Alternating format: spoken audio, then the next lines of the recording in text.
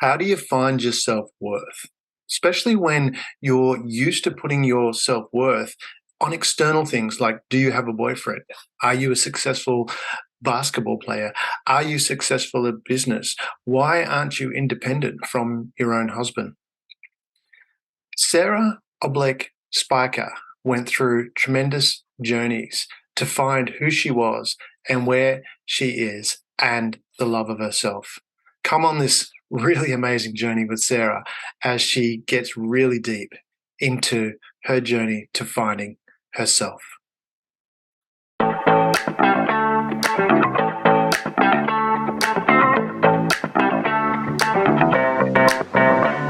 Welcome to Share.care, an all-inclusive community sharing experience, strength, and hope to create strong, healthy, and inspiring relationships.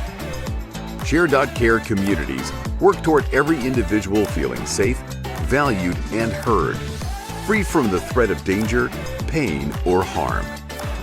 Each episode, founder Damian Andrews explores the principles underpinning Share.care and invites expert special guests to share their knowledge so you can easily reap the benefits so many others experience. You hold the choice to create your future. Let it be with strong, healthy, and inspiring relationships. Hello and welcome to the Share.care podcast. Our belief is that global peace starts at home. Feeling safe, valued, and heard gives you a foundation to confidently step out and make the world a happier and safer place for everyone. Because in today's world, it's in your own selfish best interest to help others. Now, today we have Sara Oblak Speicher as our special guest. Now, Sara was born in Slovenia. She played basketball as a refuge from being bullied, leading to her becoming an international elite athlete. And then after finding her soulmate, she lost her job while pregnant and decided to start a very successful business. Now, Sara's worked through depression, burnout, and being diagnosed with 2 autoimmune disorders. Yet, she continues to charge forward and is about to release her book, It's Not That Simple. Welcome, Sara. Damien, thank you so much for having me. And hello, everybody, anywhere in the world, wherever you are. It's definitely a pleasure to have you on board, Sara. Maybe we could start with, obviously I've covered a little bit of background, but do you want to expand on some of that and talk about some of the challenges that you've faced to lead you to do what you're doing now? Absolutely. So, in a way, when I was a little kid, my grandma had a collection of postcards that her brother had sent her, who was a sailor. So they were from all over the world. And I remember spending hours going through those postcards, just sorting them by whatever criteria I came up with at the time. But one thing that remained was this thought of, I would love to see the world one day. I would love to see Paris. I would love to see New York. I would love to see Hawaii. Well, I've been to Paris 3 times with basketball. I live in New York now, and I get to call Hawaii, a piece of Hawaii, my own. So oftentimes I'm reminded of how setting intentions can really, set up a course for life.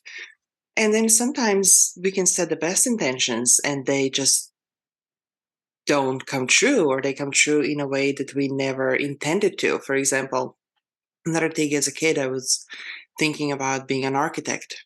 I have a thing for blueprints and this way to visualize things in 4D.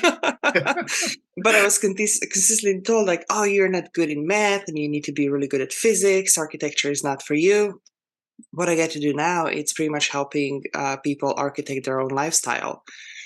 So, things will come, and they will come in perhaps different forms. And one thing I have learned through all the ups and downs over the years is just keep your mind open and expect the unexpected. Wow. And you mentioned your grandmother there. If I understand correctly, you came from a long lineage of strong women who were ahead of their time. Can you describe some of them, and what do you mean by that they were ahead of their time? Yes, my grandmother is definitely a matriarch of our family. She's Yeah. still going strong, very stubborn. Really? How old Oh is my she? gosh, How old? she's 90. She's 92. Wow, that's impressive. Uh, yeah, and I'm really grateful for every moment I get to spend with her, which was the whole summer. This past summer, my daughters and I went overseas. Um, but this lineage of women that I hail from, it's in a way it was self-perseverance. Yeah. The things that we talk about these days, women empowerment, equality, there were none of those back then. Mm. So I remember hearing, even from my grandma, I grew up in a small medieval town. If you imagine red clay rooftops, castle on top of a hill, I've seen the 20,000 photos. It's people. very beautiful. It is. And one of the things is, everybody knows everybody. Yeah. If I did something wrong, by the time I would get home, everybody would know. I So grew that up in a kept me in small check. town as well, so I relate to that. That keeps you in check. But we would be strolling the town oftentimes, and she would be, recalling experiences from her childhood. She was a little kid during the Second World War. Yeah. Her father was imprisoned, and her mom would literally be begging door to door to provide for the three, actually four kids at the time. One of them passed away. But the conversation also oftentimes happened to be about women's rights Mm. and domestic violence, because she was also a victim of brutal, brutal violence that it was happening behind closed doors. No one talked about it. Yeah. And the way my grandma was raised was really, I don't know enough about others, but what I can say here is, seeing ahead. This is not okay. This is how you handle these things. This is how you change your mindset. This is how you carry yourself. This is how you set boundaries. Mm. Things like that really deeply impacted me. Yeah. In addition to, my great grandmother, I never got a chance to meet her, but just to tell you what badass she was, like during the war, she was one of the resistance fighters, which meant a baby stroller, ammunition, a blanket, a baby on top, and let's go find the uh let's smuggle this thing to whoever's fighting to free us.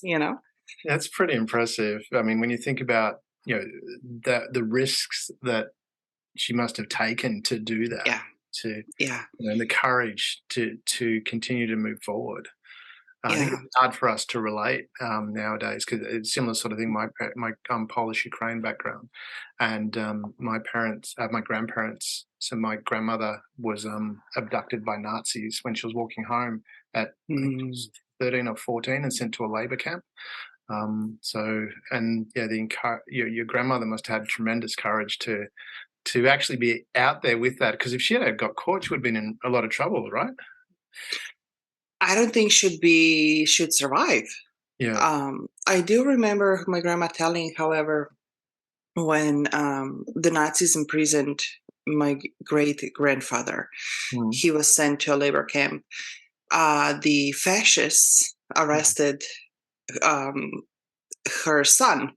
Right. And my grandma remembers her going down the street. Again, it was a small town. Everybody knew everybody. And one day your neighbors, the next day your neighbors, head of a fascist's office, and the other neighbors head of the Nazi office, just a few doors from where you live. Yeah. And my grandma remembers her mom storming down the street, cursing and screaming, and it's like, I'm gonna show this guy. I remember him from when he was still in diapers. This is not how he's gonna treat my kid. Storm the office. It's like, this, I'm not gonna let you take my child.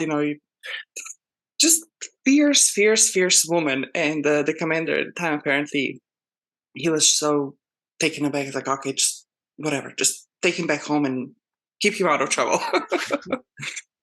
And is that where you found you got some of your drive from, or maybe all of your drive from your grandmothers and those stories? It could be. Growing up, I don't think, at least it wasn't on a conscious level, Yeah. because to compare It never is their it? It's fierceness, like, I've done this. How did I do that? to compare how fierce they were, let me Yeah. just as an example, my parents wanted to sign me up for scouts, and I was all excited for all the right reasons, for what you get to learn, what you get to experience. And then I heard that they go camping for a week every year. Nope. Nope. Sara's not leaving home. Sara's not going anywhere for a week. Are you kidding me? Nope. I did not want to sign up. I had no aspirations of ever leaving my hometown. So you can imagine when that email came through inviting me to New York, I was like, nope, I don't think so.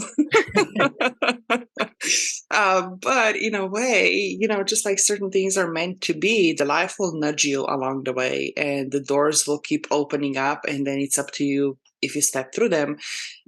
And sometimes when you don't, well, then you're going to get pushed through those doors and you have no other way than build the resilience and confidence and figure things out as you go. Yeah. Okay. And so from that, let's take that, because you mentioned about coming to New York, but what led you to New York, if I understand correctly, was playing basketball. But what led you to be playing basketball was being bullied.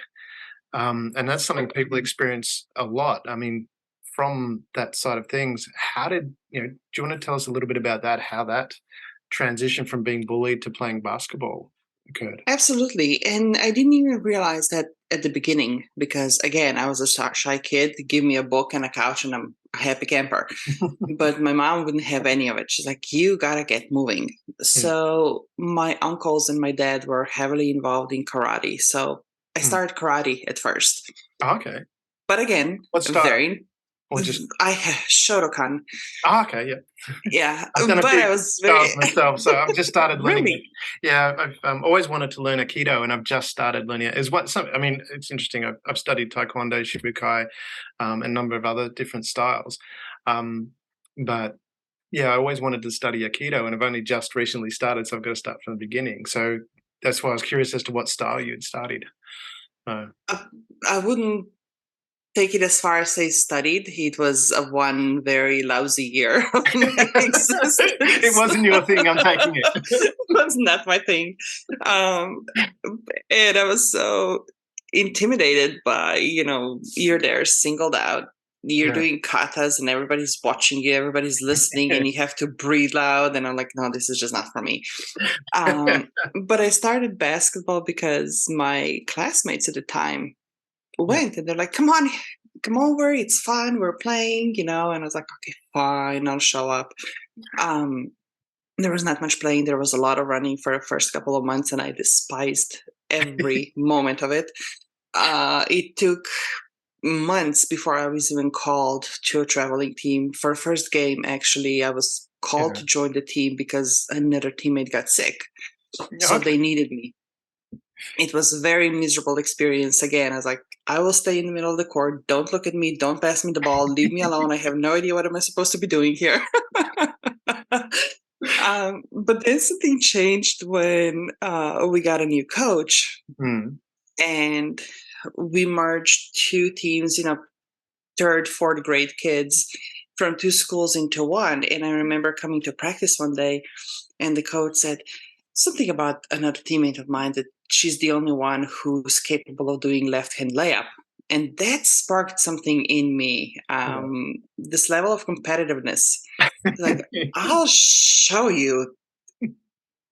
I'll be the best left-hand layup person on the team. And there's a pattern forming here, competitiveness, I think.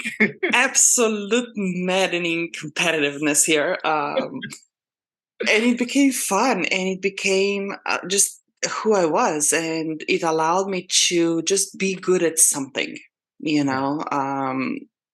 but it came at a price, because even then I had this, trying to describe it, disconnect from my body. I had this perception that I am able to do all the things in basketball, that I'm called to a national team, that I'm able to perform at the highest levels because I was tall. And my height was some separate entity, so to speak. Yes. So if I had a good day, the game went well. If I had a bad day, the game went not so well. And it was a lot of, I would say, up to a chance. It wasn't until I came to the States, which to answer your question, what led me to New York. One day I got an email, would you like to play for us? And I'm like, no, I don't want to leave my hometown. Still, I packed my 3 suitcases. I ended up downtown Brooklyn in a place I had never been before. I had never heard about it before. I had only met with coach once in Poland, and even that went not as planned. But that one practice, she stopped the practice. She ordered the team to sprint, and she stood me in the middle of the court, and she's like, okay, you get out of your shell and you start talking, or the team continues sprinting. And that was another one of those shifts when I was like, oh, I can actually control my mood. I can actually control my mind. I can actually control my action on a whole new level and not just leave it up to a chance. Let's hope I have a good day so that I can have a good practice. Yeah. Interesting. Can I come back a little bit there? Because I was just listening. Absolutely. You mentioned about, and there was just something the way you said it, and maybe I picked this up wrong, but you mentioned when you were first there, it was kind of, you were playing it when it was because, you said because you were tall. And was that, I'm just wondering, there was an inflection there, whether I picked up where you felt that maybe it was your tallness, not who you are, that they were liking? Did I pick up on that correctly? Absolutely. Yeah. And I actually heard it. It didn't even occur to me until I overheard my coach and another teammate of mine talk when they did not know I was in the room. Yeah. So what happened was I got invited to play for a national team at the age of 14. I don't think I was that good. Yeah. But they saw something in me. It was a diamond in the rough that just needed polishing, a lot of polishing. Yeah, okay. Yeah. But my club team coach and my teammate, they were like, she shouldn't even be on the list. She just made a cut because she's tall. So that's when I heard that. I was like, oh, now that makes sense. I'm getting all these opportunities because I'm tall, not because I'm good, or not because there's something promising. So that led me down to this rabbit hole for a couple of years when every single time something got, I'm trying to articulate it in a way because it's so long ago that I can't even access a lot of those emotions anymore. But there was just this disconnect in a way, like feeling like a fraud, imposter syndrome. I shouldn't even be here. Yeah. They're just doing me a favor, or they just need a tall person on the team. That's why I'm here. If I were shorter, they wouldn't even know my name. Yeah. So that must have been pretty difficult, like, to hear that. I mean, it sounds like there were conflicting points of view. One side's like appreciating you being there, and then someone else is saying that it's just because you're tall. How, I mean, processing that, what did that like feel like? I mean, how did you keep going, or not go, oh, okay, I don't want to be here? Because you're a person, as you mentioned, you prefer to be reading books, and now you're playing basketball, and I was wondering how you're traveling around the country, but then you've also got these people telling you you're only there because you're tall. How did you keep going? One beautiful thing about sports or anything that you end up love doing is it pulls you. It also becomes a habit. Yeah. It takes 60 days to develop a habit, and then it takes a year or 2 years to make it a part of who you are, and you're not even thinking about it anymore. Then there's the team spirit, a part of being a team, and relying on team as much as the team relies on you. If you're not there, like, I'm letting everybody else down. I need to show up for them. Yeah. And again, it was this distraction because not only I started playing basketball when the Balkan War broke out and refugee from being bullied. Later on, it also, I was one of the few girls in school who was really good friends with the boys. Yeah.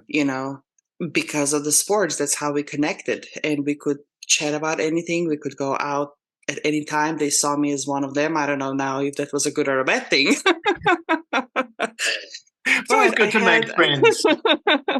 But I made a lot of friends through basketball. It just became part of my identity. So when those comments came up, I talked to my mom about it. She was always very supportive, and her response ultimately came down to, well, are you going to let this affect you, or are you going to show them they're wrong? And that's where That this strong woman, competitiveness, yep. Prove it, yeah. Fine. If you don't think I belong here, let me prove it to you that I do. Yeah. Right. And for people listening, because I'm sure there's a lot of people listening that would have a similar sort of experience. Now that you've got all these life lessons that you've had, if you were to go back and meet the Sarah then, what would you say to that Sarah? I would give her a big hug and say thank you, Yeah. for sure. I do think about it often how, with the mindset and the knowing that we have as an adult, Yeah. to go back and have, I don't know, the physical strength, the agility, the drive, the naivete of a young child. What would that combination look like? But at the end of the day, I think I wouldn't be here without that version of me back then. Yeah. Um, and interestingly enough, and that can be something we talk about later, all that I had learned through basketball and this, drive and strength and going through walls, playing through pain, through injuries, through all the comments, whatever it was, it almost killed me once I became a business owner and a mom. Yeah. So I had to unlearn every single one of those things and find a very different way. Oftentimes, something that I was conditioned to despise was actually what became a saving grace for me. So there's a lot we can talk about it as well. Oh, exactly. And that's a teaser for the audience. There's more coming on that later in this podcast, but definitely about how those positive skills almost killed you. Yes. When we come to that, so before we get to that, you talked about you went to America, but when so you played, well, actually before we get to going to America, again, you liked reading books, but you're traveling around. Was it the comradeship from the friends that enabled you to do that? How did you go from, like you said, you didn't want to go out and go camping for a weekend, and now you're traveling all around Europe playing basketball? How did you make that transition? I don't think I even thought about it. I think it was just this part of the excitement of, oh my gosh, we're going to France. We're going to play the tournament. Shoot, I'm going to be away from my parents. Well, see ya. And then it just became easier. The first time's hard. And then that was also the time before cell phones, before any form of communication. Just to think about the level of trust that my parents had in organizers. Like, here's my child. You're taking my child to a foreign country. They're going to stay with a family who volunteered to take them in. Yeah. I don't know how that would go these days, but it just became easier. And again, you formed a bond with your team and your teammates, and it's a fun experience. Winning the games was not even a thing. I think we lost more than I care to admit, but it was just something fun that we did together. And did you get any of those moments where it was like your thing that actually helped turn the tide of the game or win the game or those kind of things? I'm just relaying that from an experience I had playing football, where I kicked the winning point of the first game we ever won. Like, we lost more games than it was like, and I was aiming for a goal, but I got a point, but it still turned out to be the point that won. So it was like, do you have experiences like that? Absolutely. And those are so cool, such cool experiences when you think about it, right? Something that you have done so many times before, you probably don't even think about it. Or, oh, shoot, if I miss, we're going to lose the game. But it's like, oh, I'm going to score and we can win. Yes, many times. And I think by the time I was 15, I played for 3 different levels of club teams. So I had a game Saturday morning, Saturday night, and Sunday afternoon. Wow. In addition to 5 to 6 practices a week. And I became one of the key players on those teams. So again, it came down to, is Sara going to have a good day today? How is she going to show up? Yeah, certainly. But I never felt any kind of pressure in a way. Like, that was just a game. It was just something that I did. It was something that I was better and better at. There was still a level of competitiveness because a lot of my teammates at any level were much older than I am. So there was always this drive to prove myself and to find my spot on a team, including the national team. I was 16 when I first played for senior national team for the first time. Some of the teammates were 25, 26, 27 years old, which doesn't seem like much, but in sports, it makes a huge difference. If somebody's 10 years ahead of you, so I'm like, okay, let me prove that I can be here. Was it difficult, like with that age difference, to to relate to? Because obviously, to win as a team, you've got to work as a team. Was it difficult to find that connection given the age difference, and how did you overcome that? I consider myself really lucky listening to the horror stories from women who came before me, how they were treated, bullied, hazed on their teams and stuff like that. I didn't experience any of that. Yeah. I heard horror teams about coaches throwing keys and shoes and God knows what else across the floor and yelling and punishing the players. I didn't experience any of that. So from that perspective, I consider myself quite lucky. Also, I'm the type of a person who never really had a connection with my peers or somebody younger than me. Yeah. Even now, one of my best friends, she's almost 70.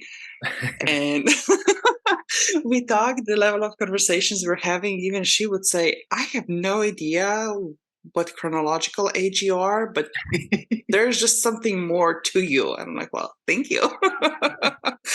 I almost enjoyed being around the older crowds, you know, and they were more mature, and there are so many things I had learned beyond basketball, but also about life. That again, I just consider myself very lucky in that regard. Yeah, no, that's wonderful to be part of that. And I kind of relate a little bit in the sense of I played golf with my dad and ended up going off with the other guys and playing with them. So initially went, did the rounds with my dad when I was early teens, I think I was. And then, we went off and I'd just be paired up with or in fours with other people and had that experience with the more mature guys. And there was a deep level of experience that was just innately shared. So it's interesting to hear that you had a similar sort of experience by the sounds of it.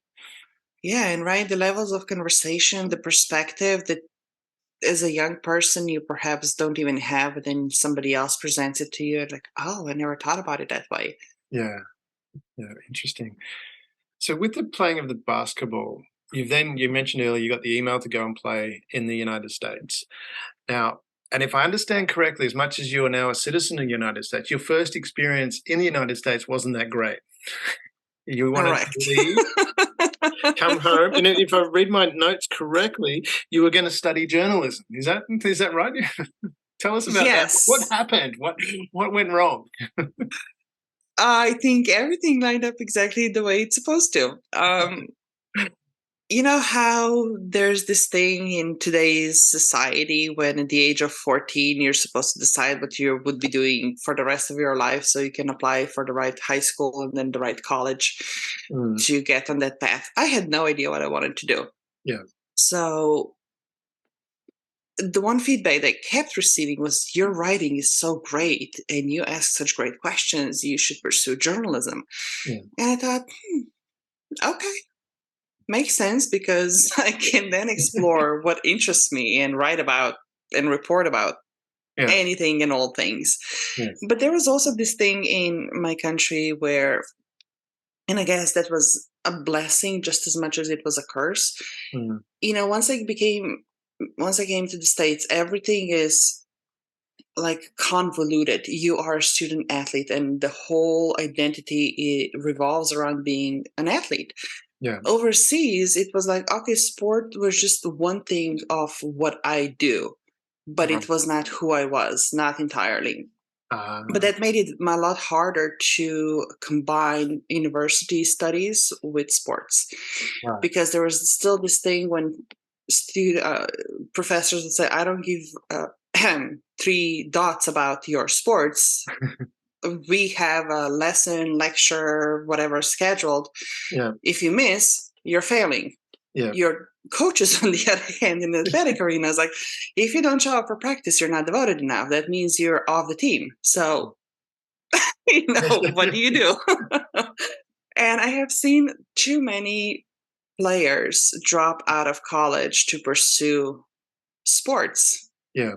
That I was like, I don't think this is the right thing for me to do. Let me take a pause from sports to pursue my studies. By the time I was enrolled in the first year of university in Slovenia, I already had incredible basketball career, and I was just team captain of the European Championship for under 18.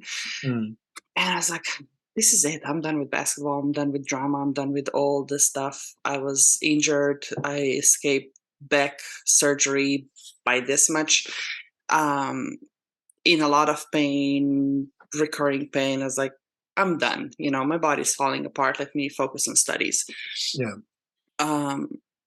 So when that email came through, I just got back from the last tour. I think I was invited to play exhibition games with some of the top universities in the States as a traveling team. So we toured the East Coast and like, this is it? That's the States? Really? Thanks, but no thanks. So it just reaffirmed that I made the right decision to retire from basketball and to pursue studies. And I signed up for journalism, and that was to be my next thing. Yeah. So with that, was that because you mentioned about a coach? The coach gave you a choice, and you talk about speaking up and using your voice. What was that? So when I came to the States, English was my fourth language at the time, and the one that I spoke the least. I think I barely passed all the tests to get admitted. That's all right. I speak one language, and I think I've barely passed that.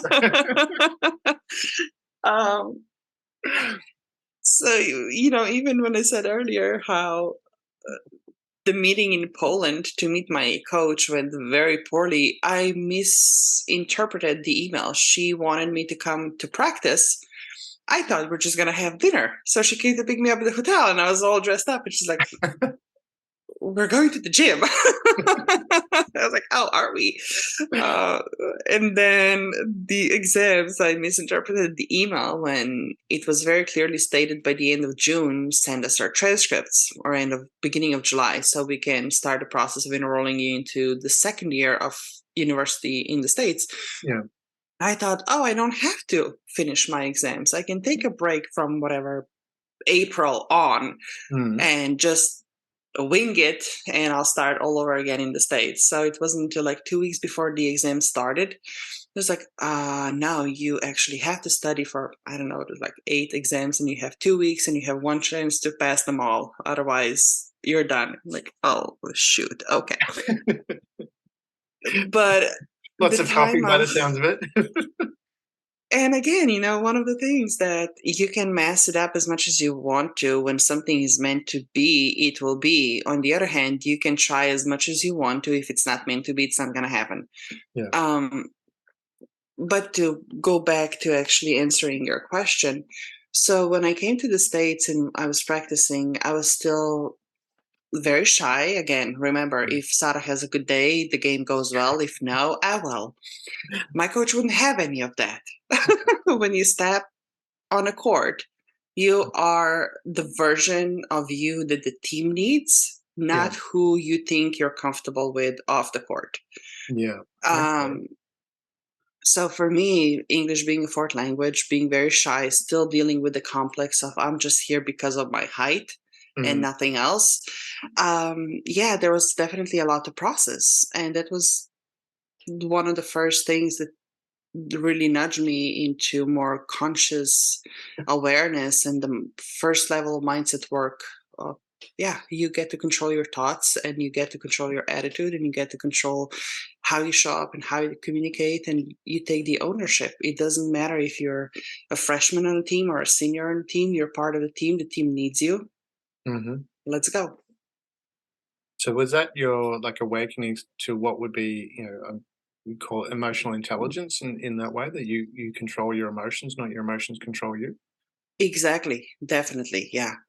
Um, and it just went from there. Another thing that my coach had me do, oh my God. If she's listening to this, I love her dearly and I hated her at the time for this. Don't we Um, all? Those teachers before, that drive us. Why are you doing this? I right? Oh my gosh. Before every practice, I had to stand in the middle of the court and very loudly, very confidently say, I am Sara Oblak and I'm a scoring machine. And if I didn't do it to Love her it. liking, I had to do it all over again. Go And if I Stormers. forgot about it, the team had to sprint. It's like, shit. Okay, fine. Hey, but you know what? It helped. It got me out of my shell. My first year was probably the most pivotal year in my basketball career. I think I was the only player who started all 5 games, even as a freshman. Mhm. Even though the team at the time, we really, really, really sucked. Like we were the dead last team in the conference. By my junior year, we won the regular season title, and my senior year, we went on to play conference championship. Yeah. We lost that game. It still hurts because we should have won. But yeah, it just it yeah, it was this wake up call, and it allowed me to really become more conscious that I control the thoughts and the thoughts don't control me. Another thing that I did my sophomore year, I really struggled with homesickness. There was some drama going on at home. I knew how long the 10 months would be before seeing my family again. Um, I had some issues with my roommates. I actually, for the first time, I went to counseling Okay. on campus. I did not tell anybody. I just signed up, Mm. and it was a lifesaver. You know how you said earlier how important it is to have. I think we were talking about it before pressing the record button. Mm. To have somebody to talk to discuss your issues, to open up, and sometimes just having somebody hear you. Mm. Sometimes is hearing somebody else going through the same thing that you are, and you feel less alone. Yeah. What for me, it was important to have somebody who was not involved with my studies, who couldn't care less about sports, who Mm. was just there to listen without any judgment, without any prejudice. Yeah. And what I found out is I perhaps didn't even need that person per se. Mhm. I just needed to get things off my chest. And as I talk, and I still do it to this day, sometimes when I feel anxiety coming up or feeling rattled or whatever it is, sometimes I'll take the phone, press the record, and I'll just talk my way through. Yeah. So I can hear the frequency of my voice shift, Yeah. from this rattled, panicky, oh my gosh, the world's falling apart, to actually, you know what? And I'm noticing this, and this can be an option. Oh, and this is a possibility. Oh, and I never thought about that. And it's all recorded. So even if needed to, I can go back and listen to the recording and get all the nuggets. Yeah. But that was a lifesaver for me at the time. Yeah, so that ability to talk, and for the viewers, we were talking about before the show started, or before we press record, was there's a scene in the movie Crocodile Dundee where he talks about or they're talking about psychology, and Mick Dundee mentions that they don't have psychologists in Walkabout Creek. If you have a problem, you tell Wally. Wally tells everybody else, and there's no more problem. And we're talking about that whole philosophy of just sharing and being able to open up. And it sounds like you found that with that person. And I want to ask this question because, like, look at it from your perspective. Just say any of your friends came up to you and said, "Look, I've got something I need to talk about." Would you turn them away, or would you find some time to talk to them? I gotta tell you, it's not just friends who come up for me for this. I have this gift, and I have, since I can remember, even adults, much older people than I am, would Mm. come to me and, hey, I have this thing, can we talk? Or strangers that have no idea who I am, I don't know them, they open up about things that their spouses are not aware of. So no, I would never turn anybody away.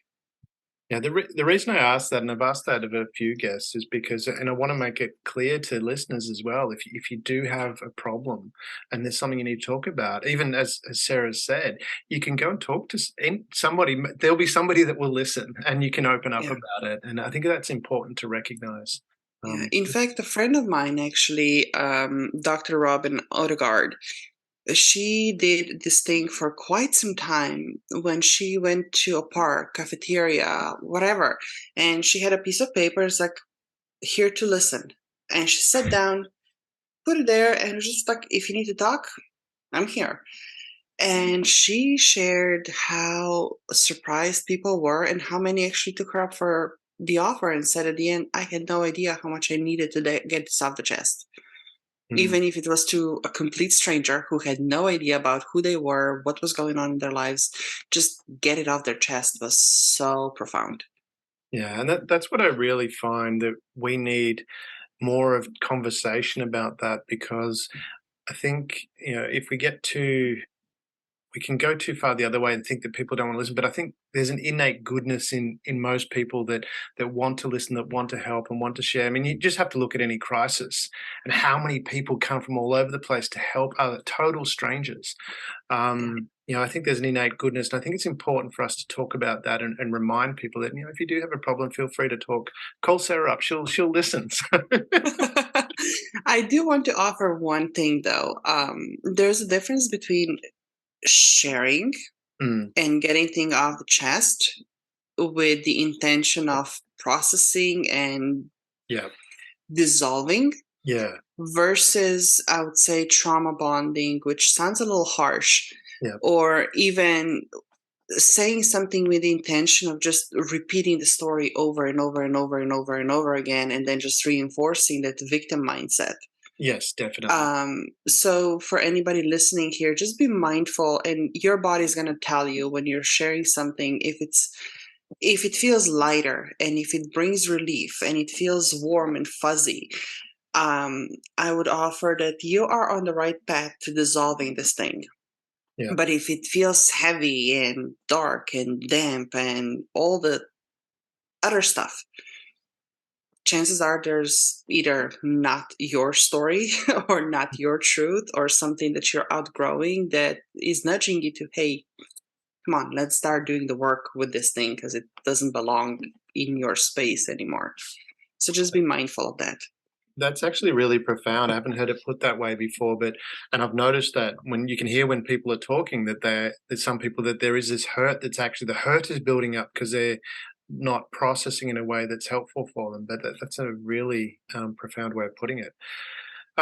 So when was coming back to the basketball? So this is we're on the second time you're in the United States now. Are we up to that? I think because you're playing. That's Now we moved. Yeah, no, just Now we're officially moved to the States. yeah, you're officially moved because something really profound happened on the second time you came to the States. And I want to get these words right. So I'm just going to check my notes. Where is it? Oh, now I've lost it.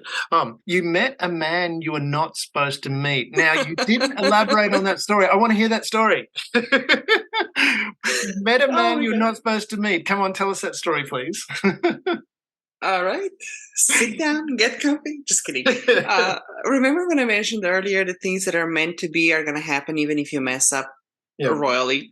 That was one of those things.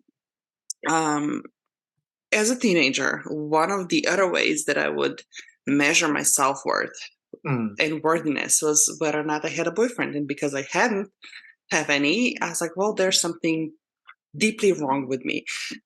And if I did, those were bad guys, and I would have to really sit myself down. Like, okay, Sara, come on. Is this really who you are just to get their attention? Come on now. Yeah. So when I came to the States, I made this promise to myself that I would not get entangled with anybody for those 4 years, because that was my intention at first. Come to the States, play for 4 years the way we agreed on, then pack your bags and go back home and live happily ever after in this little small town of 20,000 people where I grew up in. Yeah. But then I went to spend Christmas break with one of my teammates, and her brother at the time brought over a date that he met a girl he met on one of those dating websites. Mhm. And I looked at her and I was like, really, Americans? Seriously? You can't even date without a computer and technology? Come on. I'm like, there is no freaking way a computer can match you up with somebody. Come on. So to prove that theory, I went and created a profile, answered the questions that no one ever asked me before. And of course, there it was, 2 hours or so later, a little ding coming through. Hey, we have a potential match for you. I was like, all right, let's see this potential match of mine. He looked handsome. He was taller than I was, which was another one of my criteria. Like my radar doesn't go below, And you're quite tall, so. Yes, so that narrows the pool of options quite significantly. And I started to read the descriptions like, fine, I'll respond, I'll be nice, So we chatted for about a week. And then we met for the first time on Times Square. Yeah. And I came out of Subway. I was like, okay, here's the police patrol. Here's another one. There are taxis over there. There's bus stations, just in case I have to run. Did you have your bat belt on, with a...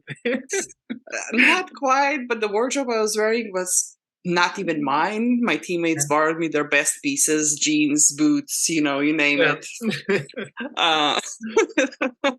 I noticed you said boots, is that for kicking? Or boots with high heels, so probably not very convenient for kicking or running. I should have thought this through. But so there he was, and I approached him, and he gets off the phone, like, okay, she's here, I gotta go. And we shook hands and went out for dinner. Then we walked what seemed like half of the Manhattan to get to the dessert place. Mm-hmm. He walked me to a cab, wanted to give me a kiss. I turned my cheek. It's like, I don't kiss. You're going to work for it. And it's going to be 16 years now since that day. Wow. So was it a spark straight away from the very first time? I knew pretty much when we were having creme brulee in that little place that doesn't exist anymore. Yeah. Our eyes caught the glance, and apparently I blushed, but I refused to admit it. I just said it was hot in the place. He saw you blush, or you felt it? He saw me blush. He's like, "You're blushing." I was like, "No, it's just really hot in here." So I had this sensation that this just might be it. Yeah. So what was that sensation? It was just this deep knowing, and it felt like my soul came home. That's the best way that I can describe it. Your soul came home. It's interesting, yeah. Yeah. It turned out later on that we have lifetimes of history together. Yeah, okay. And so do our kids, but that's a whole different level of conversation in itself. Yeah. But it was just this, I never experienced those tingly, crazy, in love, can't even pronounce my name kind of a thing. Yeah. But it felt right. It just felt so natural. And he would come to any games since then. My teammates got to know him. My coaches got to know him. It was my boyfriend and the parents of other teammates who came to all the games. And he was older, so I upheld my promise. I did not get entangled with anybody on campus. Though there's a loophole there, is that? They tried, it didn't work. But with him it was just, and then all of a sudden, here we were. I was getting ready to go home for the summer. I actually just graduated undergrad. I still had 1 year to play, which meant that I would start master's degree. Yeah. My parents came for graduation, which is when they met for the first time also.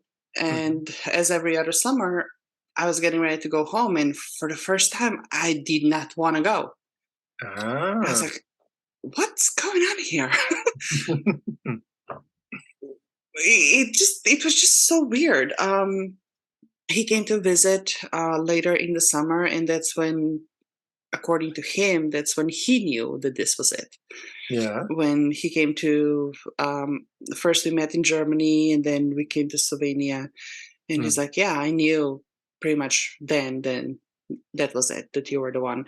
And just, again, it felt so natural, but then the conversation started of, what do you want? Do you want to go back home like you said you would, or are you going to stay here? And I was still in a very interesting space in my life where I was afraid to let go of the guy who loved me, because I was afraid I would never find somebody again, that I should just, don't rock any boats, just stay here, forgo your own dreams and desires of returning home, and just stick with him. So what, from that perspective, because looking at the notes that I've got, so that was 2009 that you've met. And then there's a jump to 2011 where you're pregnant. So I'm guessing some things happened in the middle before that. We met. How did I mean, I'm guessing, did you get married, and how did that occur? Did you propose to him? Did he propose to you? Well, come on, people are going to want to know the story. Tell us the story. Oh, come on now. No, we met 2007 actually. We got married in 2009 and I got pregnant in 2011. Yeah. He proposed. Yeah. How did that happen? You really want to know everything, don't you? Ask the question. Why should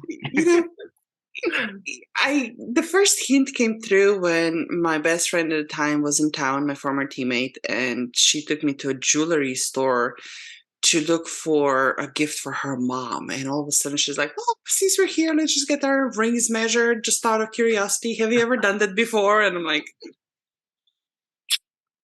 this is so out of your character, first and foremost. But I played along.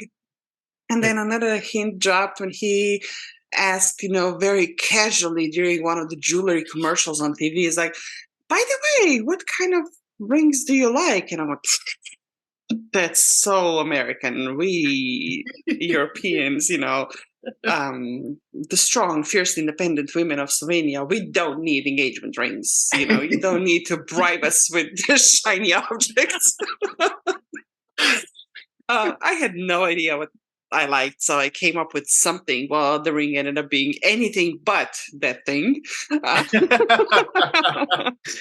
But even then, I was like, I don't care about the ring, which apparently was a revolutionary thing to say, because a classmate of mine, again, an older gentleman, again, I said I have this thing of strangers confessing in me. He said how he was dumped by his would-be fiance because he dared to present her a ring that was smaller than her best friend's. And I'm like, what universe is this? So when it was time for my husband to propose, now my husband, back then he was my boyfriend, it was my birthday actually. Oh, wow. So he made reservations at one of very, very nice restaurants that, again, doesn't exist anymore. Yeah. We have this thing of getting things closed down, I guess. I don't think you're causing it somehow. Don't take that on board, okay? Nah, that would be a lot. And it's got nothing to do with your height, okay? You're not getting married because you're tall. Oh, thank you. Yeah, so he had this present wrapped up and he insisted on schlepping it with us. It's like, why are we schlepping this thing all the way to the restaurant? Can't you just wait here? Apparently it couldn't, because it ended up being a jewelry box and he insisted on me opening it and that the ring was inside. Yeah. But I still tease him to this day. I was like, well, officially you never asked me, because he never went down on his knee. So he hasn't lived that down, I'm taking it. No, and he's, if he would hear this, he wouldn't be very happy with me sharing the detail. It's like, oh, come on, will you ever let me forget? I was like, no. But the funny thing was, only in New York, I guess, we were freshly engaged. I was still crying. I could barely see the dessert menu, and the waiter comes over. It's like, did you decide on dessert yet? I was like, no, just engaged. He's like, so many others, and he walked away. I was like, there goes your tip.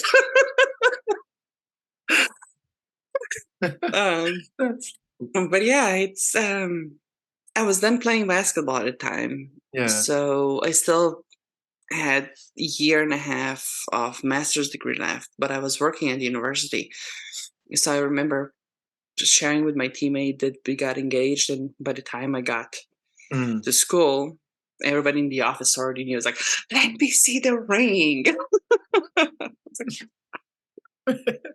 I'm not wearing it right now. It's too early in the morning for that. It's interesting what you mentioned, though, about the ring not being a thing from Europe, because as I understand it, that ring, and I think it was Tiffany's, back in the turn of the from 1900s, was a marketing campaign that has become one of the most successful campaigns that have changed the way we live.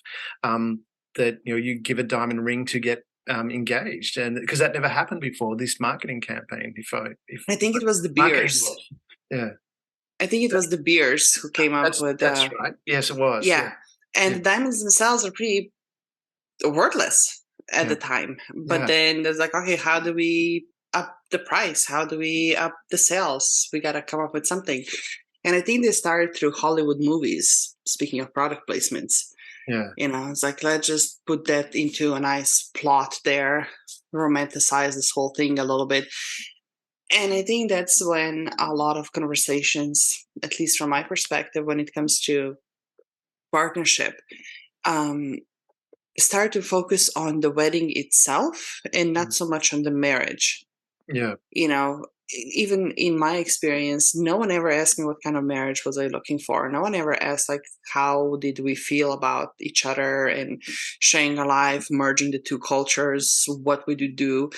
Everything was just about the wedding day. Like, what is the dress? What is the plan? What is the date? How do the invitations look like? What's the shade of the flowers that you're having? And I'm like, I don't care about that. What about the next forever? That's that really follows. interesting. Yeah, because it's really interesting you mentioned that, because of all the people that I know that are in long-term marriages, the conversations were always about their marriage and were they right for each other to be married, not about the wedding day. It's fascinating that you brought that up, because I haven't heard many people talk about it. Like you say, it's all about the wedding and not about how to live the life together. So that's yeah. At least that was my experience here. It also was so interesting, looking at other friends overseas, dating 3, 4, 5, 7, 8 years before deciding together that it was time to getting married, if they got married. Here, after a year, we were fending off the questions of, when are you getting married? I'm like, a year? What do you mean a year? I was like, why aren't we going to Vegas? Yeah, it's like a year? That seemed a little rushed. Well, he waited a year and a half before he proposed, but still, I was like, okay, but I guess when you know. But I would appreciate more conversations around that vision. But even then, think back now, how many of us would have those answers anyway? I know a friend of mine got married, and Catholic Church required her and her fiance to go through that preparation phase when they actually do talk about marriage. Yeah. And I'm thinking back now, I was like, my answers would be drastically different 10 years ago. So even that, I don't know how successful would have been for us, because we changed so much, and I don't think there's anything or anybody that can prepare you for that except just going through those fires and live them through. Yeah, no, because there's a few things you've been through, and we'll get to those if you're prepared to, or if you're willing to open up about that. But you absolutely. So some things are personal. I just wanted to clarify. But then, so 2011, you mentioned you were pregnant, but then you lost your job while being pregnant, and then you decided to start a business while being pregnant. Now I know there's conversations about how pregnancy affects how we think, But I mean, obviously, Nope. losing your job is outside of your control, of Yeah. course. But choosing to start a business while you're pregnant, about to bring and the part that follows on from that was that you found this when you actually did have your first child, and you're starting a business. You said that you found all this easy. So how does all that work? That's quite fascinating. Not many people would say that. So. I was still running on all the good juju from a basketball career, I guess. This invincibility, I can do it all. Yeah. No, in all seriousness, when I got out of college, it took me a while to find that first job, and my self-esteem went like crash landed by the time I got my first job. It ended up being an amazing job, just not with the right combination of people, if I might say that. So I ended up getting a phone call from a company whose CEO I met years before. And they came to one of our lectures at school. And when they were talking about their life, their experiences, their company, I thought to myself, I want to work for this person. I came up, introduced myself, sent them a resume. We went out to have coffee a couple of days later, and they said, well, we don't have any openings right now, but if anything comes up, I would love to keep you in mind. Yeah. Sure enough, all this time later, my phone rings. It's like, we have an opening. Would you still be interested? I'm like, sure. So by the time I got into the company, sometimes things are not what they seem to be. And that was just one of the things. I was like, I don't think I'm cut out for 9 to 5 in that way that this company was run. My husband and I, by then, also found a house. We moved. So my commute was 2.5 hours door to door, one way, 5 hours a day. But I wasn't a quitter. I was not going to quit, So when I got pregnant, I lost the job, and all I can remember feeling was relief. Yeah. Like, oh, I can actually do the thing that I've been plotting during my drives and ferry rides and train rides and subway rides and the walk every single day.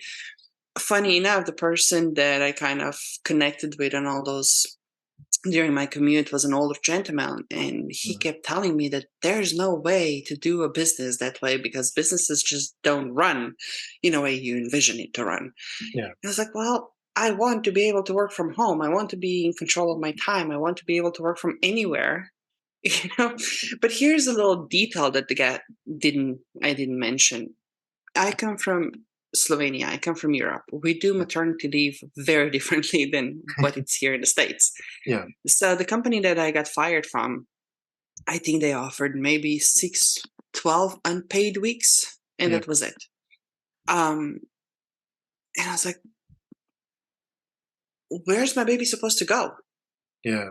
At 6 or 12 weeks, there's no freaking way that a stranger would be raising my baby. Yeah. With my husband's career, we would still need to have somebody to cover the hours that were overlapping. Yeah. By the time the daycare closes, I would still need 2 hours after that before I even got home. So from that perspective, it was a no-brainer to start something. But then also, both of my parents started their own businesses. They were trade workers, they were laborers, and sometimes around when I was 10 or 12 or something, they started their own businesses. I was too consumed with basketball to really notice what it really took. Yeah. But I remember the benefits. I remember having them around to take me to games, to take me to practices, to take me to the training camps, to help me study, to, for all the things that I needed the freedom of time. Yeah. So that was really something that I envisioned. So when I lost my job, I was like, okay, I'm going to start my business. I started out as a virtual assistant when that was still a very new thing to do in my area. I think I was the first one. So I still remember going to networking events and people would literally poke me. It's like, oh, you said you're virtual, but you're here. Ha, ha, ha. Dude, not funny. Then there was the complex of, being a foreigner with an accent. And the first thing that oftentimes came to mind when it comes to virtual assistant is that some stranger, faceless person, some hiding behind a name on a computer, but living somewhere in the Philippines, working for $3 an hour. Yeah. How am I here, also a foreigner with a face, gonna justify charging, I don't know, $35 an hour or $75 an hour or whatever that ended up being. But still, once my daughter was born, I squeezed back into this power suit and high heels. I put her in a stroller, and off we went to run a local chapter of a nationwide networking group for professional women. Yeah.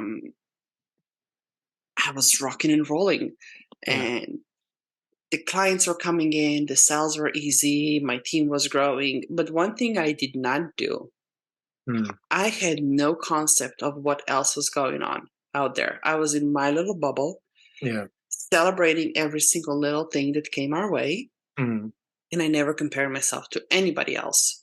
That happened years later, and it was the end of me as I knew it back then.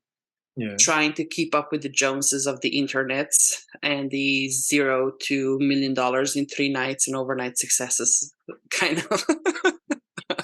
Just expand on that a little bit. What do you? I haven't quite understood that. So you were doing your own thing in your, where you say you're in your own bubble, and by the sounds of it, you were doing quite well. And then you shifted focus to keeping up with the Joneses, to use your terminology. How did that affect you, and what was the impact of that? That was the first, I think it was the first couple of times when I was like, well, actually, compared to the great scale of all the companies and all the successes and what this could be, I'm actually a nobody. I should have. And then the laundry list of things and accomplishments and achievements and zeros in the bank accounts and stuff like that, that should be there. But then also, to my credit, by the time that happened, I had my second baby. And I say this with the most love because it has nothing to do with her, and yet it has everything to do with her. Giving a birth to her was the most traumatic experience I've ever had. It not only ripped me apart, and it wasn't just her being ripped out of me, and this is very graphic, so anybody listening out there, be mindful.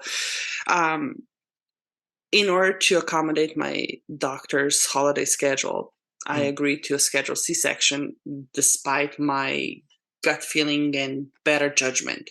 And I remember walking into the hospital feeling like a failure, like I'm going to commit the biggest betrayal ever.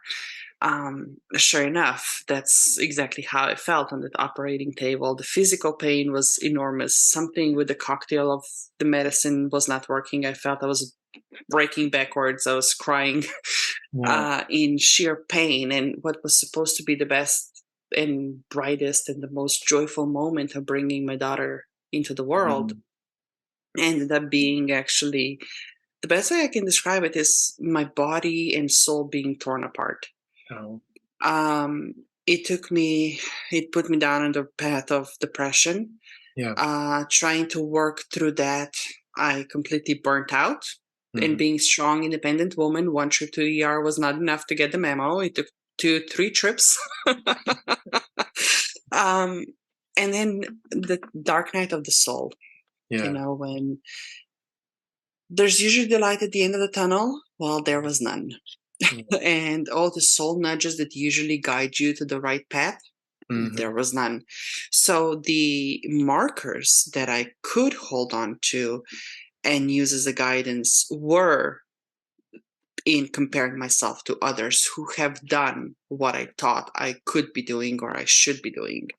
That's, the remark that was kind of the end of me, because a lot of those things ended up not being on my destiny path. It was almost as if all of a sudden I woke up one morning and was like, oh, I should practice with the gymnasts and I should do all the flips that they're doing. But hey, wait a minute, you're a basketball player. You don't go practice flips to win basketball games, kind of a thing, It really sounds like that you had this really traumatic, extremely traumatic experience, and then that was made worse by comparing yourself to other people and thinking I should be like that. Am I understanding that correctly? How did?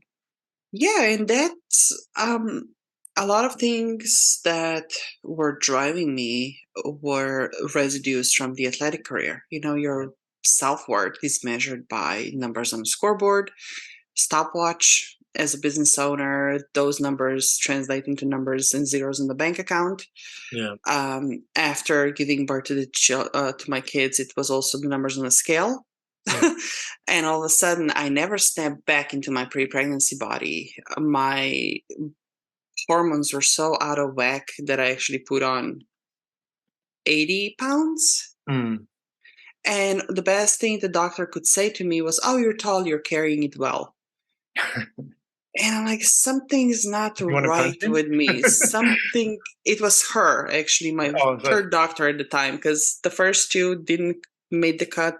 Neither did she after that remark. yeah, I was gonna say. But that was such a frustrating part. And I know so many people in the audience, when you feel something's off, Mm. but you don't have any tangible proof, you don't have a way to express it, you don't have any point of reference. And especially for women, and product placement here, but Dr. Jessica Taylor, she's a psychiatrist. She wrote a book, Sexy But Psycho: How Patriarchy Uses Trauma Against Women to pathologize them. Fire of a book, and I lived through that. Yeah. So yeah, it was just like, okay, come on, something's not working, I need help. But the medical, everything is within the limits here. Like, yeah, but it's not, because those limits keep changing depending on what the insurance company said that they would cover. Not, Yeah. So from that was, and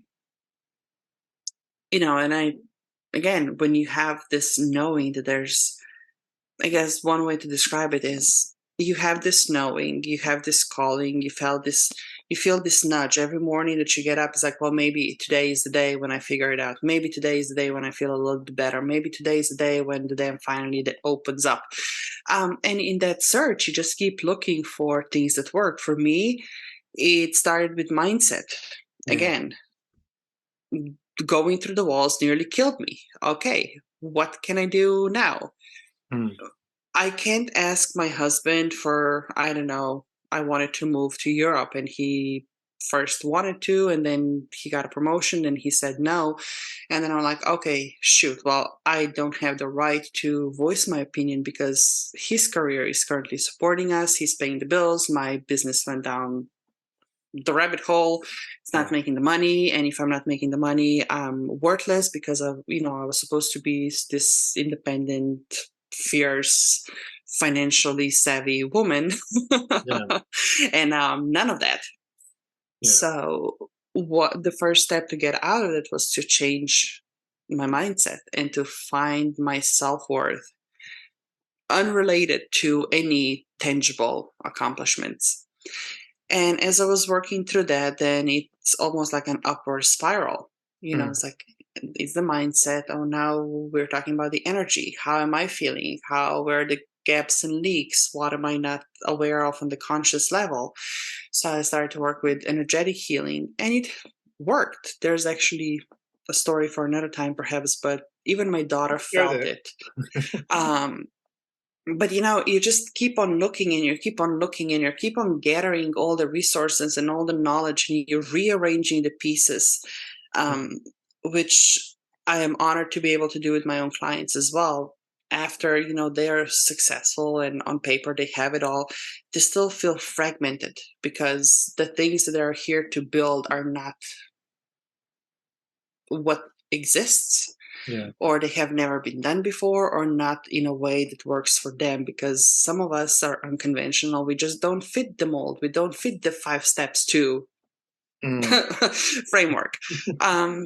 So yeah, all of that was a very interesting and intense couple of years that I have to give credit to my husband. Like I said earlier, if we went to this marriage preparation, there was no way to predict any of that. Yeah. And who I emerged now, what my values are and what I stand for and what I'm willing to release compared to who I was back then when I just wanted to hold on to him because I didn't believe anybody else would love me. Yeah. I'm interested because you've mentioned a couple of things. You talk about this self-worth. You mentioned early on self-worth was, did you have a boyfriend? Then it was, did you play basketball? Where and it was shattered a little bit because it was linked to you being tall. And then it's linked to this, to the business success and then not being independent. So there's a whole bunch of external things, and you did touch on that if we could, because it sounds like there was something to do with energy you mentioned that sounds like you've made a transition. What was that? The transition itself, or can you ask this differently? Because it sounds like, now you're in a very different place where your self-worth isn't linked to these external things. It sounds like a number of times through your life, it was the same thing. You said you mentioned about the boyfriend, the basketball, the career, but then it sounds like there was a shift where you definitely, and it was something to do with energy, if I heard correctly. Definitely, it's almost like one of my teachers actually offered that. She's like, how all these Buddha statues that are made out of gold, in order to preserve them and save them from being robbed or destroyed, they cover them with clay so they don't look like anything of value. I feel like that's how a lot of us have been. We are born with this incredible energies, fully expressive. We can communicate very clearly what we want, when we want it, how we want it. If we're not happy, the whole world knows that we're not happy. And no one judges us because, you're such a cute baby. Look how, you drop everything and you run. But then through the years, you're being molded into what society will accept. Yeah. And we start putting that clay over ourselves. For me, that clay was that external validation and the external means of measuring my self-worth. But through all this work that I have been doing, at times seemingly not making any progress, but then I have to remind myself that even at a standstill, things can still be worked on, just in the ethers, perhaps. Yes. That clay started to chip and break, and the light was able to shine through, in a way to describe it. But yeah, it's almost as if, not almost as if, but it's what actually happens when you start shifting your mind, you start shifting your energy, and you start vibrating at higher frequencies. And as I also earlier, when I said, when I was trying to recall a couple of memories from the past, I can't access them. I know they were there, but it's so many boxes away from where I am now. And when you do that, when you go through those shifts, a couple of things will happen. From personal experience and from the experience of working with clients who go through the same thing, oftentimes we hold back because we know that once we go down that path, there's no return. But the fear of what might happen and what we might lose along the way is what's holding us back. A simple thing for me was hiring a nutritionist and personal trainer who specializes in autoimmune disorders. And the reason why I was procrastinating with saying yes for so long was I knew that once I say yes to myself, and once I start valuing myself for who I am and not who I was supposed to be or who I once was, there's going to be other things in my life that I was settling for that will no longer fit and will have to go. Including certain things in my marriage. We've been very open and honest here. I continue being very open and honest. I asked my husband for divorce for the first time in 2018. I asked him again last year. working up the courage to ask that and making amends with whatever happens, it's going to be okay. Yeah. You know, but then working through that phase of, oh, well, now I'm going to be on my own and I'll have to figure it all out. And there goes the comfort of all the routines. There goes the comfort of having bills paid. There goes the comfort of whatever is that marriage and partnership is to some couples or other couples. There was still this deeper part of me that felt like I can breathe again. I can now go after what I really want without negotiating or settling because he felt uncomfortable or stretched beyond his imagination or whatever would be. We ended up getting back together. We ended up working things out. We ended up really making some drastic changes because, again, it felt like my soul came home, and going through the divorce process was like, I don't think this is how our story ends, you know? And, you know, another thing that I came to realize over these years was that divorce itself, it doesn't have to be the end. We don't have to wait and drag it out until it is the end and you can't even stand the other person anymore. What if at one point it simply is an answer to, hey, we came to a fork in the road. My soul is going this way. Your destiny path is this way. We're just going to renegotiating the relationship. Yeah. We're not going to be intimate partners anymore, but we can still be friends. We still have this history together, but we just relate to each other a little bit differently now. It doesn't have to be all forks and knives and, you know, battlefield. So that's how I perceive this thing. But yeah, it all started with, oh, if I go and say yes to me, what else is going to be on a chopping block? But the beautiful thing about shifting this energetic vibration and up-leveling yourself is it's almost as if there's this ball in all around us that start to deflate, because all the insecurities and all the walls that we had built in order to protect our wounds, now that the wounds are healed, you don't need this protection anymore, and it almost deflates, and it creates space for those who actually want to continue the journey with you. It actually creates a space, even for my husband. You know, I was so overpowering, I was so fierce and independent and outspoken and God knows what else. He didn't even have the room to be who he really was. It wasn't until I got myself in check and I was like, oh, I don't need A, B, C, D, E, F to feel valued or whatever it is, because I carried it inside. Yeah. And with that, he was able to be, okay, now this is who I am. I can show up differently, and together, as opposed to being like this, now we can be like that. Let's figure it out again. What do we want? How do we want it? What were some of the mistakes that we made? What can we learn through that? What do you need to feel safe and heard and respected and valued, validated? Yes. And, you know, just open conversations and just being mindful of, hey, we're going down the path again. This is a pattern that's very familiar. Let's break it. Yeah. What can we do instead? Instead of asking this question, can you ask it a little bit differently? Can you ask the question entirely different question? Can you respond differently? Wow. Very long answer.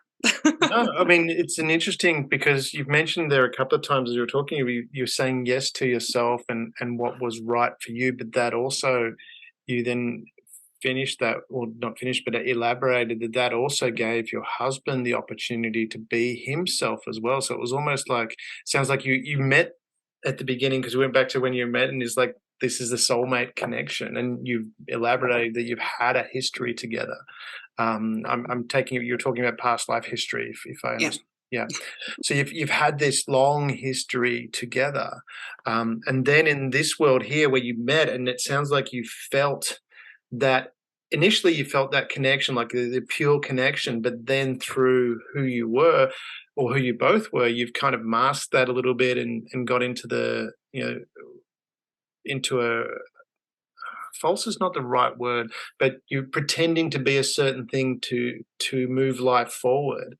And it sounds like you've both gone through this process where you've gone apart and come back together, which is, how many movies are made about soulmates where that happens, this is you. Well, yeah. And that's the part of conversation that no one talks about. Everybody gets so hung up on the wedding dress and what cut and what flowers, but it's like, what happens when you hit that fork in the road? What happens when you still love somebody, but you can't stand them? You don't like them, per se. And, here it's also merging to different cultures. He's an American, as American as they get. Yeah. Very traditional, quite conservative person. And here I am, like outspoken, unconventional person, like in so many different ways, including the intimacy, expectations, preferences. Ours could be more opposite, so like, okay, how do we reconcile that? Oftentimes we hear, and again, it's going to be another very personal share here, but oftentimes we hear about women without any drive and the headaches, and I'm tired today and leave me alone. I'm like, that's not me, That would be him oftentimes. It's like, come on, dude.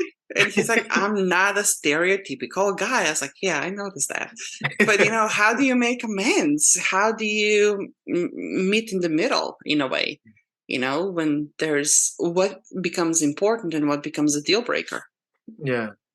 Well, and I think that's, what you're talking about there, because you're right. A lot of couples go through that, and whether it is male or female, intimacy is a huge, or can be a huge problem. I think it's finance and then intimacy are the two key causes of relationship problems. Well, you don't talk about sex, you don't talk about politics, you don't talk about money, you don't talk about religion. And I'm like, what do you talk about then?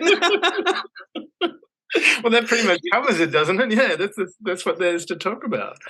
But how did you find it? Because you mentioned, reading through your history, you went away a couple of times. Was that moving away give you both space to then come back? And because you found your it's like you've re-met a couple of times, not just in previous lives, but in this life, it sounds like you've met a couple of times. Yes. Well, the 2018 4-month adventure came on the heels of us wanting to move, but then things falling through. Yeah.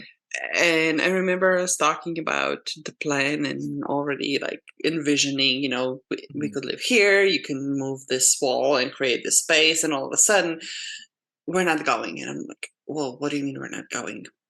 Oh, you can go for a week. Wait, we're talking about living there, and now you're offering me a week of vacation? I don't think so. So my daughters and I went for 4 months. I took them out of school, which again, very unconventional thing to do. Like, what kind of responsible parent takes kids out of school? But I had this inkling. I had to go home. There were certain things that even today I don't exactly have the words to describe, but my teacher put it in a way of saying, like, you had to go home to gather the wild horses, the rosebuds, to reconnect with your lineage, to heal whatever, realign. And that's exactly what we did. It was the most incredible experience that my daughters and I got to share. Yeah. It brought us closer together. And in a way, it prepared us for, when the world shut down and we spent 24/7 together as a family. It was I dare to say, one of the lucky ones that enjoyed spending the time together and didn't go out and try to kill each other because they wouldn't be able to stand each other anymore. It was really like a gift of time, again, to be able to enjoy each other's company a little bit more and connect in a whole different way. And again, his family lives hours away. Mine is across the pond. And all these years, all we had was each other. We don't have any other support system here. Yeah. So that in itself, Dr. Esther Perel talks about the relationships, how it used to be, you had a village and you had one person for anything that you needed. Now everything that you need is supposed to be in one person, and that's supposed to be your spouse. Yeah. And she talks about how we used to be married for, for life, but life was what, 35, 40 years. Now we live twice as long, and you're still supposed to stay with this one person forever. And they're supposed to be your whole world, and you don't have the community around you anymore. At least that's my experience being here in the States. And also, New York in itself is a whole different universe, know. So yeah, going to Slovenia, coming back here, and again spending time in the summer, it was just this spaciousness and stillness and silence that I needed to, and I guess he needed it as well, because while we were gone, he was the king of the castle here.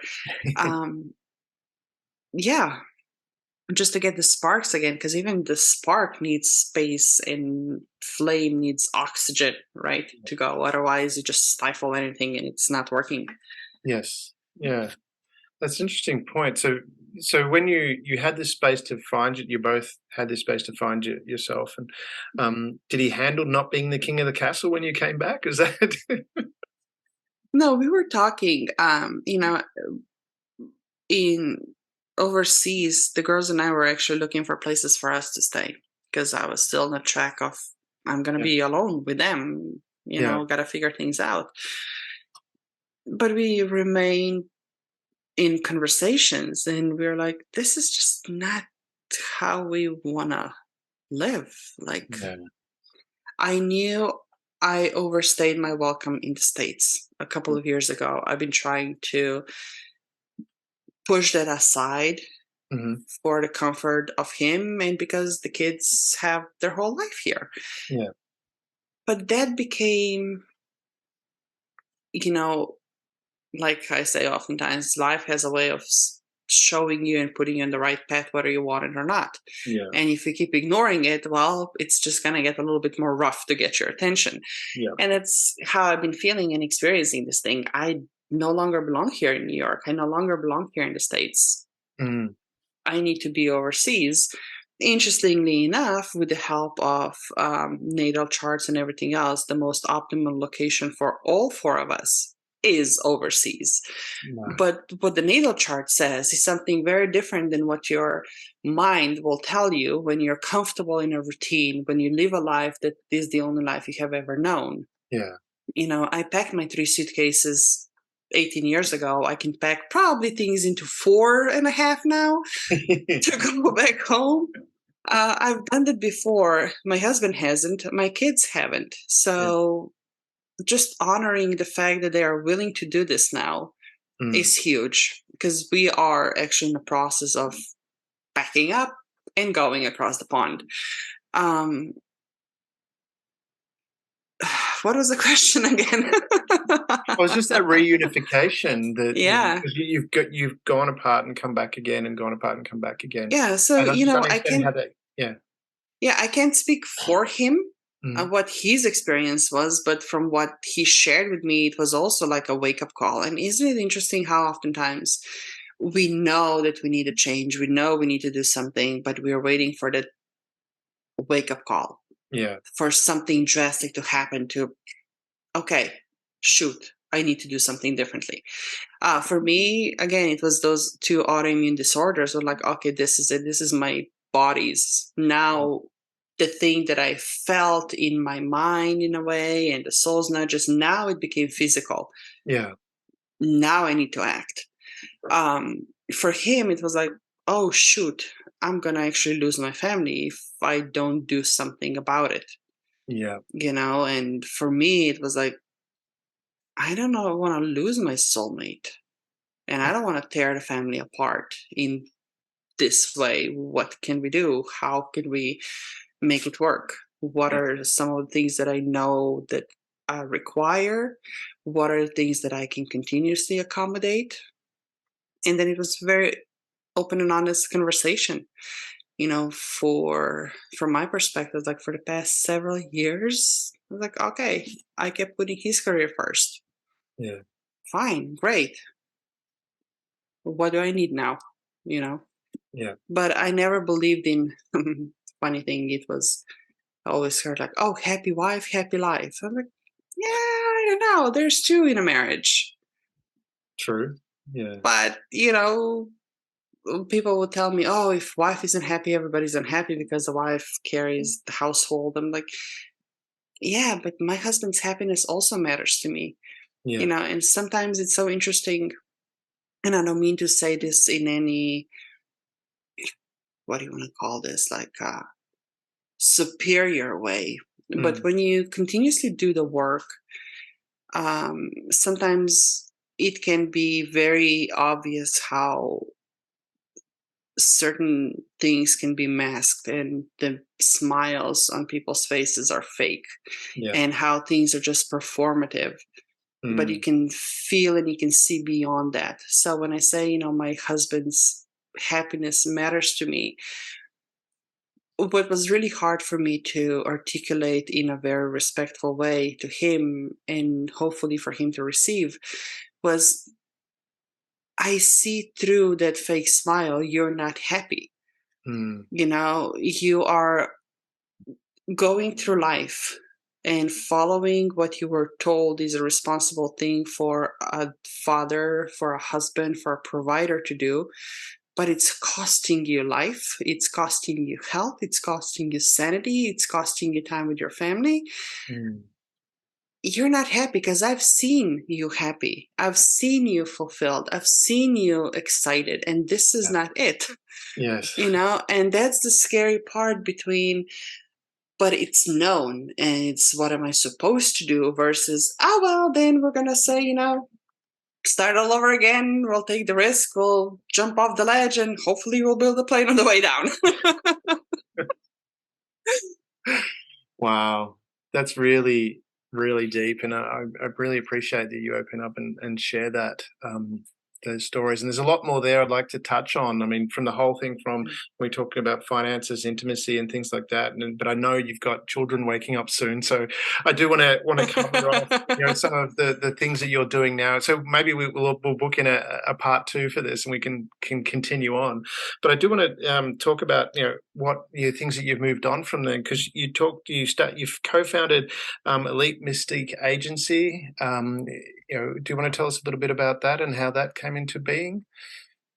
Yes, by the time we're talking, actually that story came to a completion also. Yeah. And that evolved into a different form of partnership. It started as a friendship. Yeah. And then it evolved into this nudge of, hey, we have the tools Yeah. and there's a problem out there. Yeah. Let's make those tools available. It Mhm. lived its course and it's complete now. Yeah. Beautiful. And that now morphed into what you're doing now? Is that like In a way, I now? came back.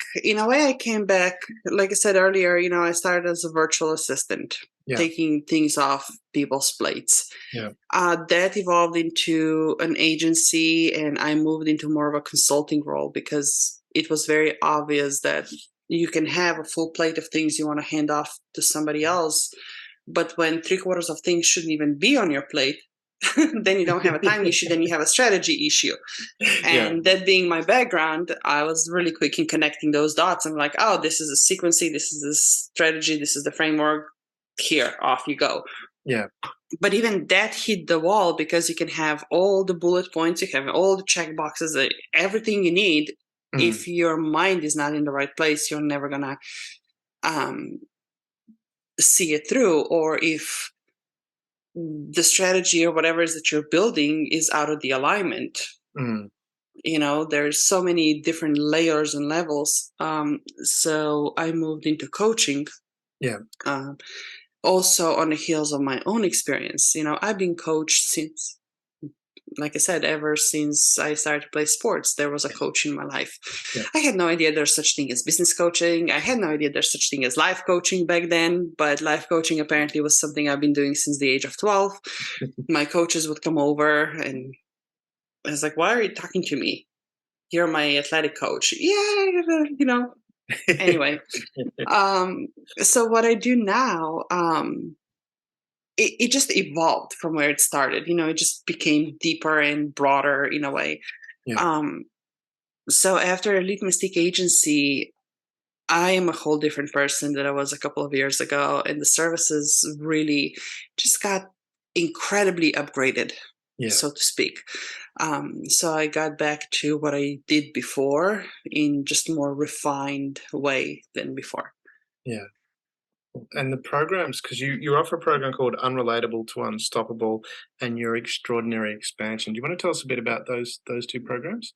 Yes, Unrelatable to Unstoppable was born out of necessity when I was actually talking to a couple of my clients, and all they related to me was, yes, we're successful. Yes, we have everything we ever wanted, but we can't talk about our needs, our problems with the board of directors. We can talk about it in masterminds when, again, keeping up with the Joneses and the business aspect.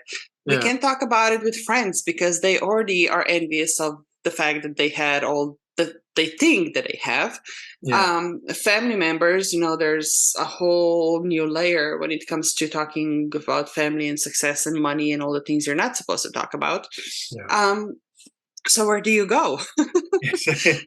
And then also when you sense that a change is coming, and when you're uprooting your own life, like I have been through so many transformations, they come natural to me. There's literally no roadmap, so I'm gonna bust your bubble right there. There's no 5-step formula to get you through a transformation. No.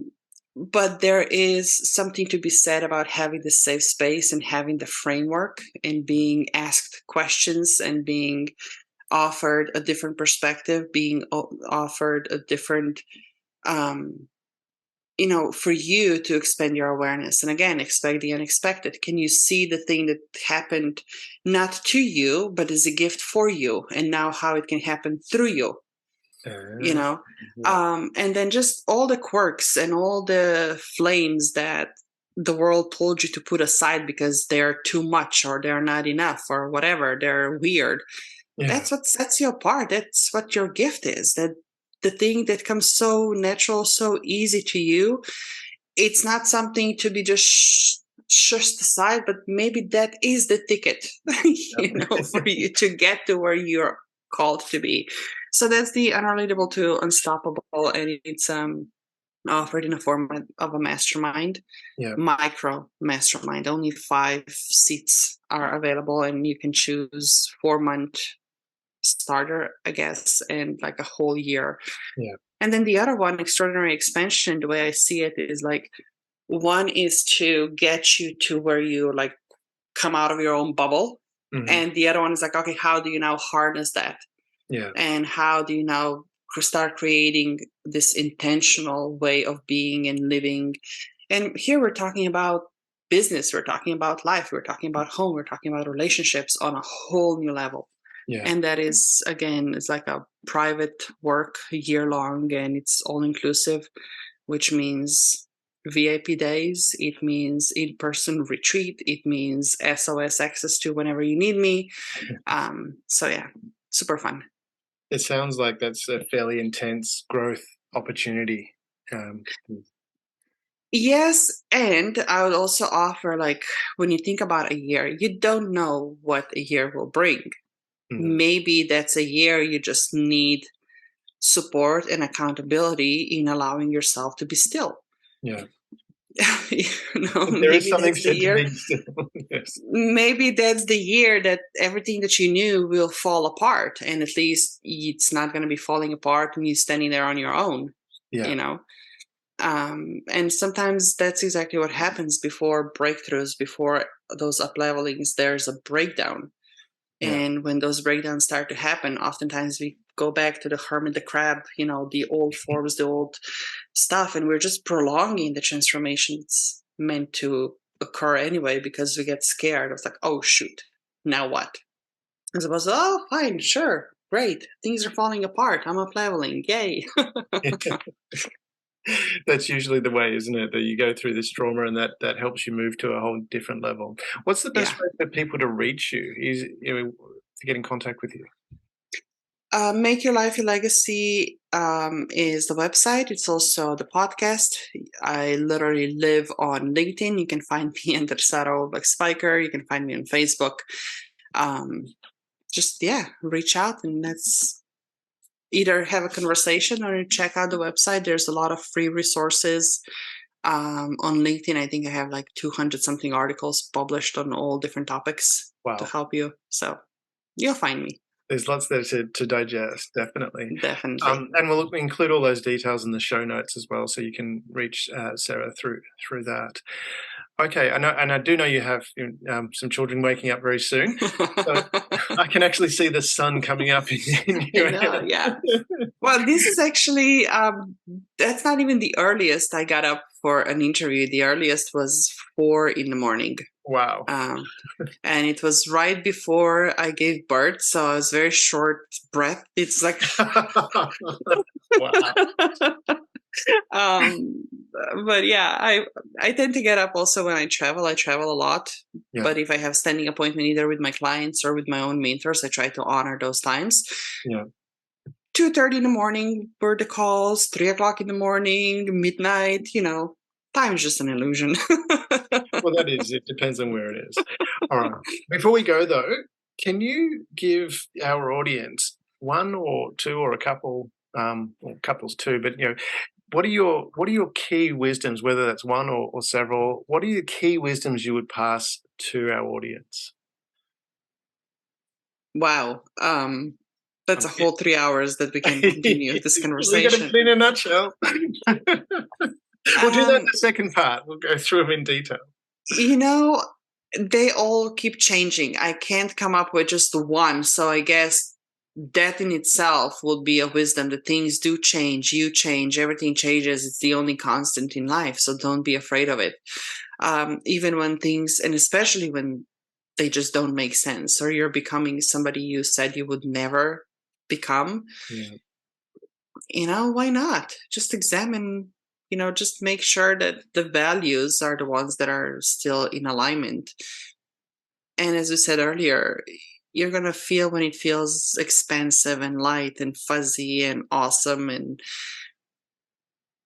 energizing. You're probably on the right path. But if it wears you down, if it feels like the walls are closing, if it's heavy, if it's damp, if it's dark, then there's some digging to do there. Yeah.